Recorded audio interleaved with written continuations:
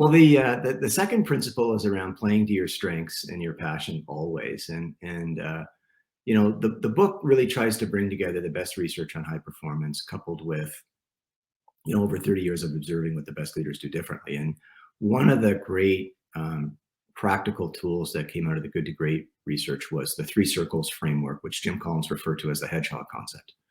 This is like the best strategy framework for companies. And the goal is get to the intersection of the 3 circles. Circle 1 is, what are your genetically encoded strengths? Circle 2 is, what are you passionate about? And circle 3 is, what drives your economic engine? But again, for me as a leadership practitioner working with Jim, I'm always thinking about how does this apply, not at the company level, though I'm interested in that, but how does it apply at the individual level? And it does.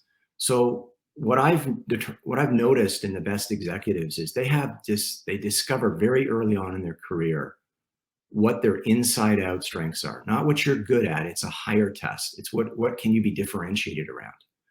Second, on the passion side, when they get up in the morning, they love what they do. It's passion beyond family and friends. It's about the kind of work that you want to do. What's the expression? I think it says, you never have to work a day in your life if you love what you do. And then the third circle is make a living, which is really more relevant only during career change.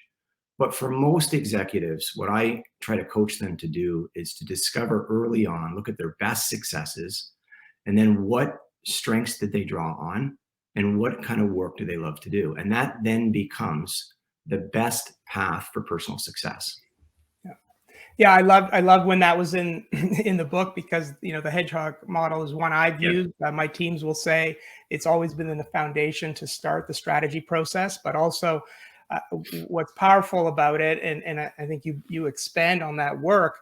Not only is it powerful for an organization, then you connect the personal to that, and that becomes really powerful when the strategic and business is connected to the personal. And I really liked how you did that. So let's keep going. Number 3.